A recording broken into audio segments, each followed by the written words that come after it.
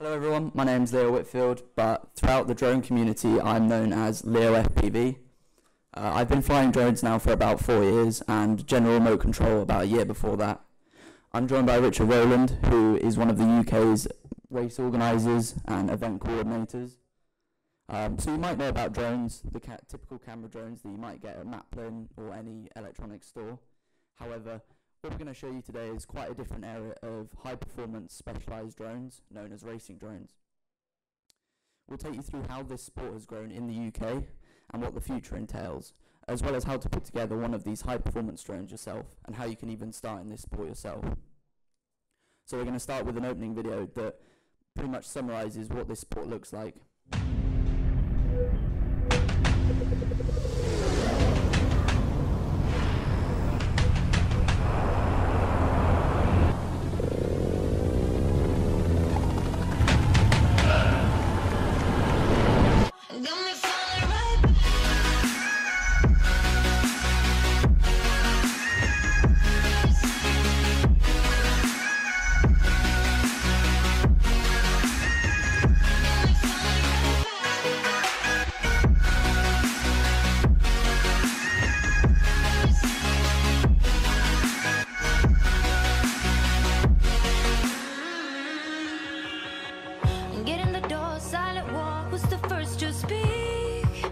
Speaking like a real freak, voice in my head, in my bed, filled with you instead.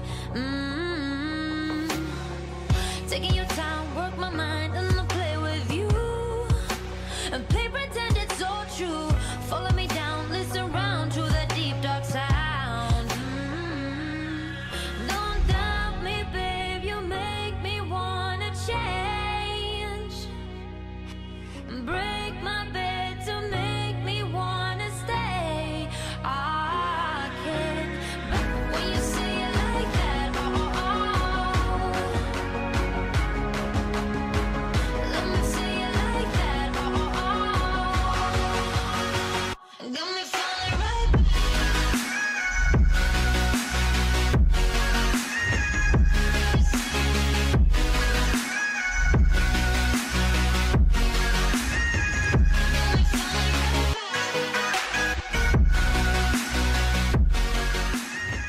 Alright, well in that video you saw Luke Bannister, who was just 15 years old when he won arguably the biggest drone race that started this entire sport, which was known as the World Drone Prix out at Skydive Dubai. And from that video it shows how far we've come as a sport in such a short space of time, given that that was just in 2016. Compared to the first ever videos of racing drones flying through the woods in France, it's a night and day difference, and the amount of technological advancement and improvement we've seen is quite incredible. But before we get into the fun and interesting details of this sport, I'll hand over to Richard, who will take you through some of the legislation that we have in the UK for drones. Thank you very much. My name is Richard Rowland. I am the founder of the UK Drone Racing League and Calendar. I'm also the team manager of Final Rush, the UK's leading drone racing team. And I have been a committee member on the British Drone Racing Association since 2017. Unfortunately, I do have to start with the legislation. It's a common misconception that there is no legislation around drones and you can fly them wherever you want. This is far from the case. There are quite a few strict rules that we all must adhere to, and some pilots have been punished quite severely for breaking these rules. We have to respect that we share the airspace with a lot of other users. And before we even consider taking off, we have to be sure that we can complete the flight in a safe and controlled manner. Once in the air, there are some strict separation rules that we have to adhere to at all times. We have to stay at least 5 kilometers away from all airfields, unless we have permission to fly any closer to them. We have to stay always below 400 foot in altitude. We have to keep a minimum separation distance between people, property and roads of 50 meters. Unless you're taking off and landing, and that's reduced to 30 meters. Never fly over any populated areas or crowds of people, and always remain within line of sight. So you must always be able to see your aircraft. This is to avoid any mid-air collisions or air proxies. Now that's the legal stuff out of the way. We can get on to some of the interesting stuff. The basic components for all drones are the same, but there is a vast choice of each component, often customized to the pilot's preference and the task at hand. To build a drone, you start basically with a frame in the middle. This is pretty much the chassis of the aircraft, which everything is bolted to it. And then you add a flight controller, which is the brains of the aircraft. It controls the flight performance and the stabilization. After that, you have electronic speed controllers, or ESCs. These are what send the pulse to the motors and tell them how fast to spin or how to respond. And then finally, the motors and the propellers, which are your drivetrain and provide your thrust. If you'd like to add FPV to your drone, then you need a camera, which is pretty much a camera, a video transmitter, which sends the video directly from the aircraft back to yourself on the ground, which you receive in a pair of video goggles and sit as if you was in the cockpit flying the aircraft, first person view. And then finally, obviously, you need a controller or a radio transmitter to control it all. The limiting technology for all of our aircraft has always been batteries. In the last year, most pilots have moved to higher volt batteries to try and reduce the lag and the sagging a battery takes under load from a performance quadcopter. Hopefully in the future we will see some advances in battery technology to keep up with the advances in the rest of the components that we use. Flight controllers have got faster, ESCs have got more responsive, frames have got lighter and stronger, motors have got lighter and more powerful. Adding this all together means for a very fast, very responsive race drone. I'm now going to hand you over to Leo, who's going to talk you through some of the opportunities he's had. He's going to talk you through, the main aspects of drone flight. Okay, well, there are many disciplines within drone sports. So firstly, we're going to talk about racing. As the name suggests, it's about racing. In this video is a pilot called Min Chan Kim, who's from Korea, and he's probably one of the best in the world at the moment. And this track here was actually in the NEC in Birmingham at a race called I-Series back in December. So racing is the main category when looking at racing drone sports. In the same way that boats, planes and cars all race, drone racing is usually against the clock or directly head-to-head with other pilots. Within the UK, we typically race 4 to 8 drones per race. This used to be quite difficult to organise due to the inconsistency of FPV systems back in the early days. However, with technological advancement, it's been far easier to do this, and the record is now 16 pilots in one race. So, a racing drone is made up of all the components that Richard mentioned. However, racing drones are built specifically for a number of reasons. They need to be fast. In order to race, you need to be going quickly. Flight feel, they need to be tuned and they need to handle exactly how the pilot wants. And they need to be responsive for those quick maneuvers around tracks. They also need to be very smooth, because this makes a huge difference when taking tight racing lines, as you just saw in the brief video. Robust as well. These things crash at nearly 100 miles an hour and you need to be able to pick it up, you put another battery on and fly it again.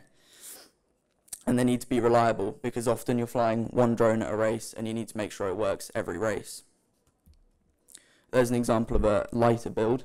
As you can see, the little camera on the front there is tilted up at about 60 degrees, and that's to compensate when you're flying forward. The drone is looking at an angle of about 60 degrees, and if you've got no camera tilt, you're just looking at the floor. So drone racing has such a huge scale as well. There are drones known as tiny whoops, which fit in the palm of your hand, but also 1 meter size drones known as X-Class. However, typically, most racing leagues choose a 200mm size drone, like the ones on the table, as they've just been the standard since drone racing started.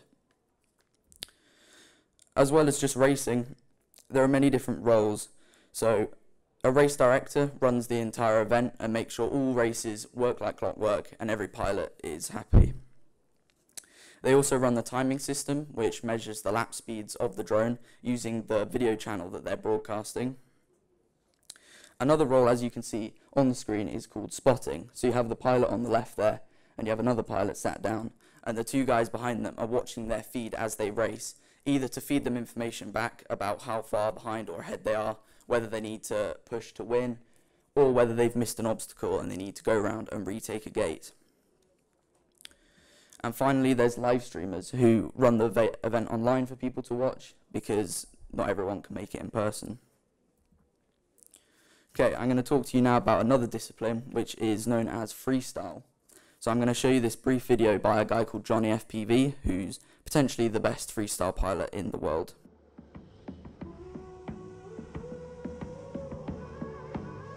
When the fever's gone and the road's to dust, a touchdown Sunday to tie the loose ends up, with a pocket full of that gypsy stuff. I heard you calling me through the dissonance. I've been known to run just to feel the rush, but the dying sun illuminates so much. It's hard to see beyond what's inside, but when you tilt the light, I realize 4,000 nights, I've been a restless soul, just wasting time, digging up fool's gold. It took 1,000 lives, being on my own, for me to find it was all fool's gold.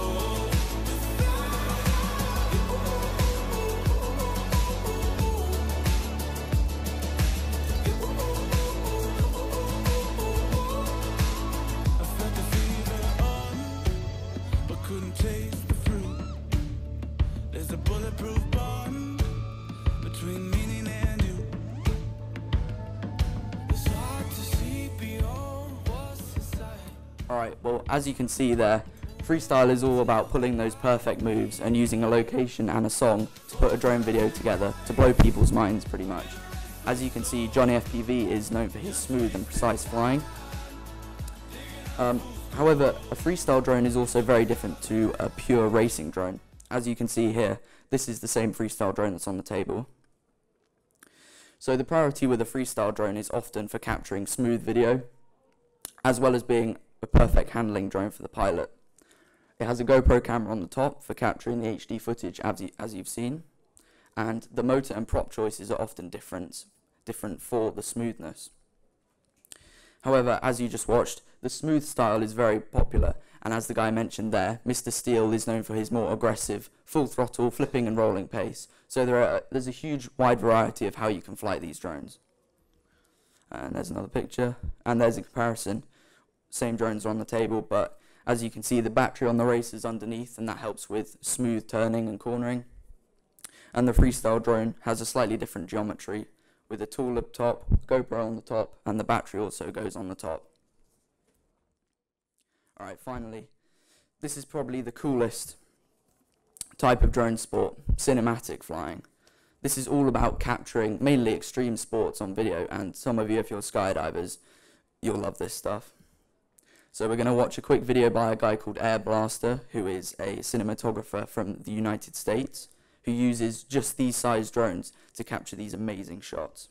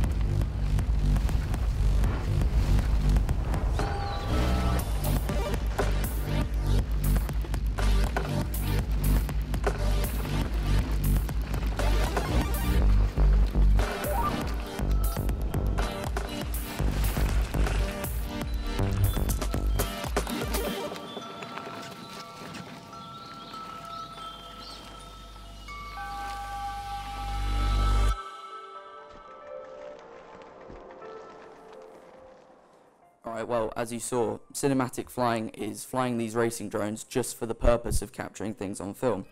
As you see behind me, there's a huge variety of stuff that you can do: BMX, skiing, base jumping, etc. These drones are slightly heavier and slightly slower than a racing drone. They're usually limited to about 60-70 miles an hour due to the increased weight of the GoPro 6 and the GoPro 7 cameras.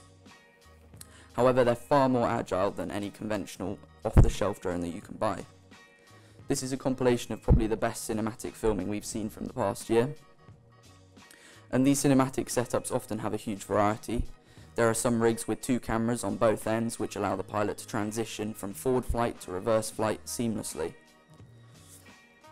And in the past year, with the GoPro 7 release, Real Steady has helped with these cinematic drones and has taken the level of footage up another notch. Another type of stabilization software is known as Real Steady, which is on an editing software.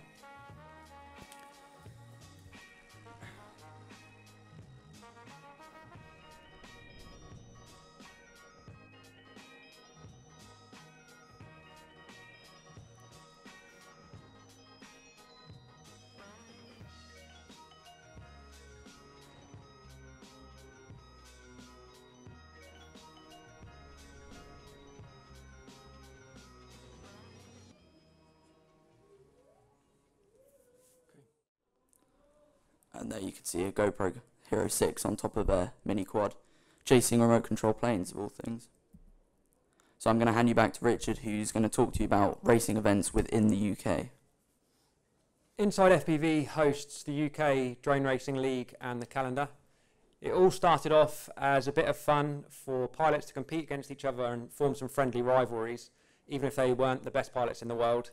If you turned up to a race event and say you were 25th on the league, and you spot that the pilot that's in 24th is there, and you then have your rival, you've got your target and the person that you want to beat. It turned out to be very popular with the pilots because it added a whole element of fun on top of just the normal competing that we had. And the small, friendly, unofficial UK Drone Racing League evolved into the big, official, unofficial Drone Racing League, which is now used by most of the pilots and pretty much all of the race organisers across all of the UK.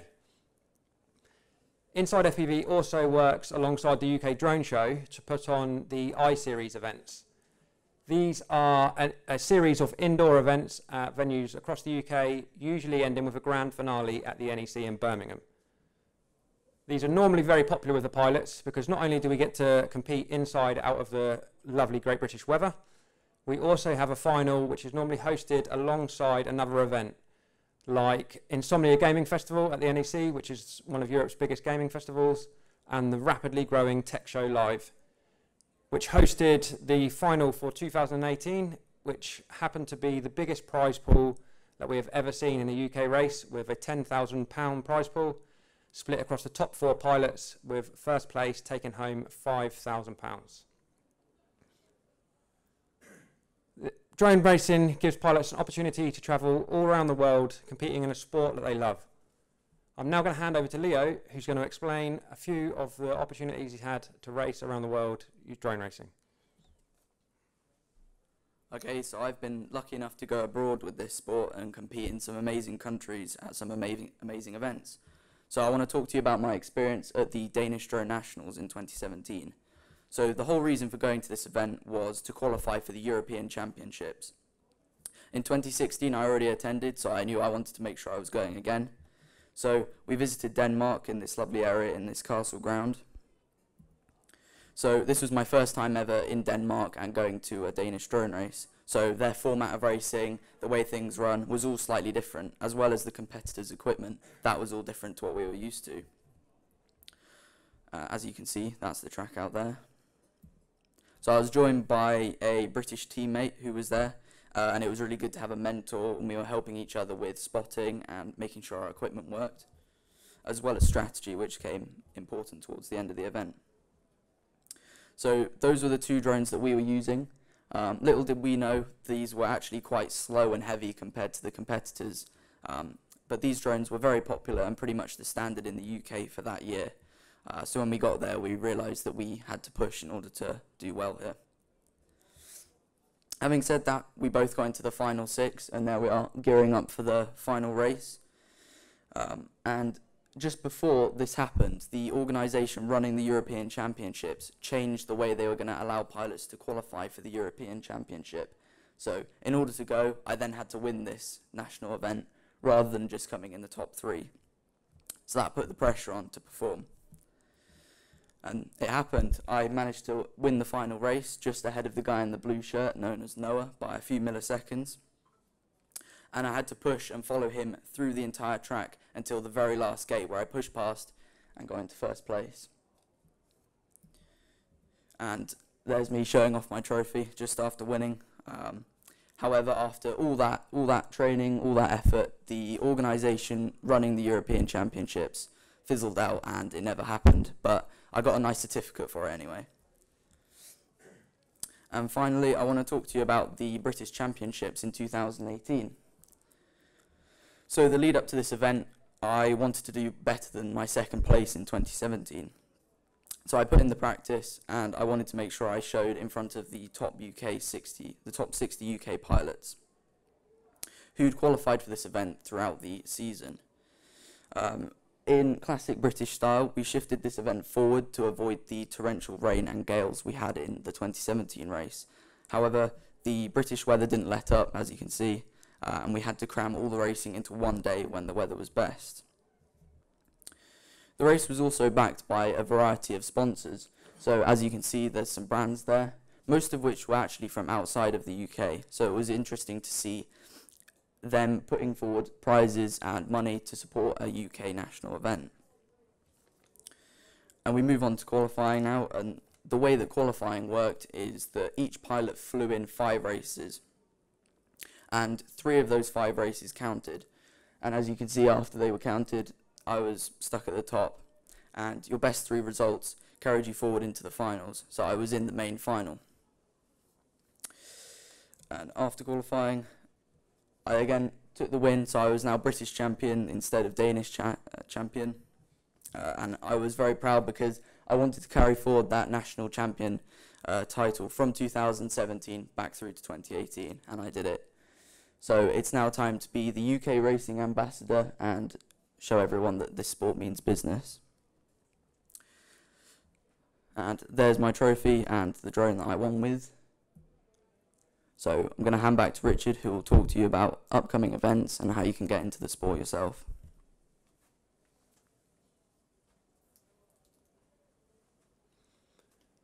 The 2019 season is looking to be the busiest season that we have ever had in the UK. As you can see from the calendar, the events are already piling up all over the UK and we are pretty much full. These are only the events that you can qualify for the British Championship, so there are also probably the same amount again just for normal league events around the UK. We have some big events returning for the first time since 2015. Is the British Nationals, hosted by the British Model Flying Association at RAF Barkston Heath. And the top 3 British pilots from that will win a trip to Shenzhen, China later this year to compete in the FAI World Championships. This is the first time we'll have had Team GB in China competing, so the pilots are very eager to get over there, show off our skills and perform on the world stage and hopefully bring back the title to the UK. We will also be hosting another Drone Sports International qualifier, again where the top 3 British pilots will qualify for flights and accommodation out to Korea to compete in their World Championships. Last year we sent 3 pilots over and they did very well. They managed to make it through to the quarterfinals, but unfortunately were knocked out by the eventual event winners in 6th place, I think. So hopefully this year we can do better. The pilots are eager to look for their revenge and hopefully bring back the title. Stepping outside of the UK for a minute, we have 2 major drone racing leagues. One is called DRL, or the Drone Racing League. You may have seen this on Sky Sports and Sky One. It is slightly different to our conventional racing. They fly a stock-based drone, so every single pilot flies exactly the same drone. So the emphasis is more on skill and performance rather than on who can build the best, most powerful, fastest drone. So it's a very even playing field, and it's a very sought-after event to get into. Unfortunately, it's invite only, so if you're not one of the best in the world, you can just watch it on the TV with the rest of us. There are 16 pilots from around the world invited, including our teammate from Final Rush, Matthew Evans, who represented the UK last year. And the first place prize is $100,000. So as you can imagine, it is pretty much sought after event to try and get into. The tracks are visually spectacular, things that we've never seen before. For example, they flew around casinos in Las Vegas. They set up a track in the middle of Circus in Las Vegas. They did Woodward Skate Park out in California. So it is a very sought after event to get into, but very hard to get into. Other than that, we have DCL, which is the Drones Champion League, which is mainly broadcast online and shown on Eurosport. This is more based on team racing rather than individual racing, so again it has its own aspect. Teams of up to 4 pilots compete in races 1v1 and then a team all 4v4 to gain points throughout the event and win each event, and then at the end of the season whoever wins the most events wins the season, and this is a $50,000 prize pool. So again, very sought after, very high production event. DCL and DRL are both running seasons through 2019, so keep an eye out for our pilots who will be there competing, hoping to bring back some of that money. If you found this talk interesting and you would like to get involved in drone racing, one of the best ways to start is with a simulator and a micro drone. The simulators will teach you muscle memory and the fine controls that you need to fly a drone in real life, and the micro drones are something that you can fly around in the comfort of your own home in a very safe manner without worrying about damaging or killing anyone. Rotor Rush is one of the leading simulators in the UK. It offers you the ability to fly micro drones, like Leo mentioned, the tiny whips that will fit in the palm of your hand, full-size racers, like we have on the table, and then all the way up to the big, monstrous 1 meter X-class drones. All of your skills will transfer over into real life because it is very realistic and it is just muscle memory. We have had pilots that have literally spent months on the simulator and then picked up a drone and be able to fly around a circuit within half an hour. Which, if you were to try to do that in real life and pick up a drone, you would fly it for about 10 seconds, crash it and break it. So they pay for themselves very quickly. Not only can you fly a drone and just rinse and repeat without the time and the money of repairing it, but you can also try bigger, more powerful, more expensive drones without the expense of buying them. If you'd like to come along to an event, you can check out the calendar on Inside FPV. We have a full list of events all over the UK this year. You can meet some of the community, enjoy the atmosphere, and either race or spectate. The community are very welcoming and very helpful if you have any questions. So come along, I would look forward to seeing some of you at the races this year. All right, well, thank you very much for listening. There was a lot more people than we expected here, so we hope you enjoyed the talk. If you would actually like to get involved, take a photo of this screen. It's got the British Drone Racing Association on it, and that's basically the main resource for all things racing. Rotor Rush Simulator, where you can try this for free. Download it and just get yourself a controller. And finally, Richard's website, Inside FPV, that manages the racing calendar as well as the league. And then there's some of my social media at the bottom if you want to see what I'm doing this season. Cool. Well, that seems like it. Thanks, guys, for listening. Thanks very much.